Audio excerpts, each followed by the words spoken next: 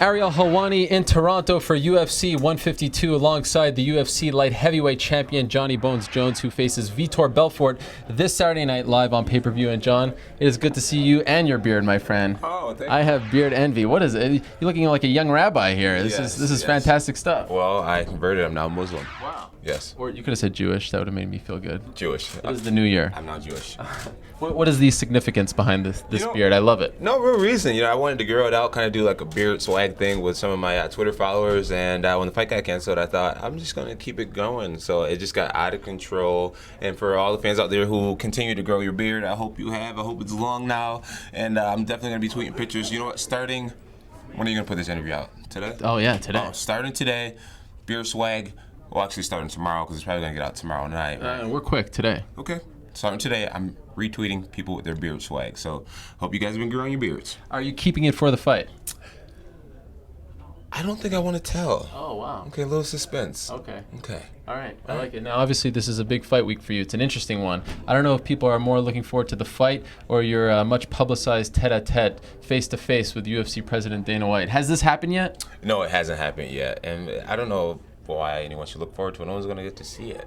So, but we want to hear about what happened. You know what I can do? I can put like a camera recorder or like a little recorder thing. Do you have an extra? We'll talk after. Okay, in my pocket, and maybe we can sneak the conversation for it. What are you going to say to him? I'm going to say, Dana, I'm just going to tell him that I forgive him, pretty much. I have a general intention of what I want to happen, and basically it's going to be based around forgiveness. And, I'm not expecting him to apologize, but I'm moving forward, I'm moving forward, and Dana spoke his mind, and, ultimately he can't take back what happened. I can't take back what happened. I don't think he wants to, and I don't want to, so we're just going to be men and keep this great journey that we have going. We're both ambassadors for the UFC, and that's not being on the same page. I said yesterday on Sports Center or whatnot. It makes no sense for us MMA fans, MMA nation. So I want to do great things, and I think having him on my side or working with him and not being known as a troublemaker with him will be beneficial for both of us. One follow-up on that: how do you forgive someone who hasn't apologized? I don't know. I don't know how that works, but I'm going to try it. All right. And how do you think the fans here in Toronto will react to you? Because obviously you've become sort of this polarizing figure, but if it wasn't for your decision, they wouldn't have a chance to see a UFC light heavyweight title fight. So do you think they will actually greet you with cheers as opposed to boos here in Toronto? I'm hoping that people are grateful for me being here and being able to entertain them ultimately. But I'm predicting that I'll probably get booed more than cheered. But I'm okay with it. I've come to terms with it, and I'll still compete at my best. And I've noticed, and correct me if I'm wrong here, I've noticed a different Jon Jones. I said last week after the conference call, that was the most real Jon Jones we've ever seen, because it seemed like you were finally just saying what was on your mind and not worrying about what people would think about what you say. Right. And you said some strong things about Dana, the fans, and whatnot. Has something happened? Has someone told you to act a little more like yourself? Like, well, what's going on here? Because it seems like finally we're getting the real deal Holyfield. Well, I think I've always tried to be real. I think Rashad calling me fake at one point really made this illusion of me being totally fake.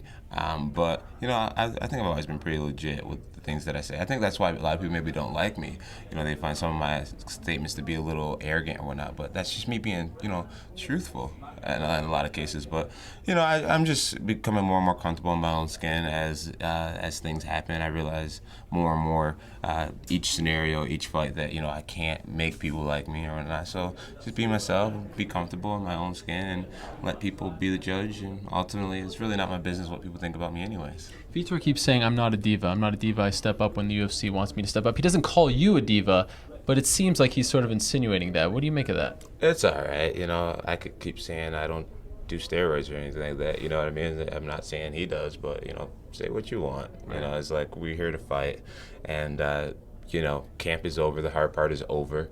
And, ultimately we're here to see who's the better martial artist. And I'm not going to let any words between me and him, become a factor now this close to the fight. I'm days away from my goal. Okay, two last quick things. I'm wondering, you fought a bunch of champions in the past. I believe this is your 5th straight fight against a former champion. What problems does Vitor bring to the table that those guys didn't, if any? I think, I would say the mixture between speed and power, but, Lyoto actually has speed and power. As you saw with this knockout over Ryan Bader his last fight. Man, that was a fast punch and it was very powerful. So I can't really say that he has that much that I haven't seen before. Lyoto was also a Brazilian Jiu-Jitsu black belt. I fought in lots of black belts. Rampage was a great puncher. Vitor's a great puncher. Vitor punches a little more straight, but he has some hooks and a decent high kick. I can't really say he has a skill set that I haven't seen before, but he's a different animal, different timing, different rhythm, different person. So it'll be a great challenge for sure. And finally, is this the greatest sports weekend in the history of American sports, with you defending your light heavyweight title on Saturday night, and then your brothers, Chandler and Arthur, going head-to-head Sunday Night Football on NBC?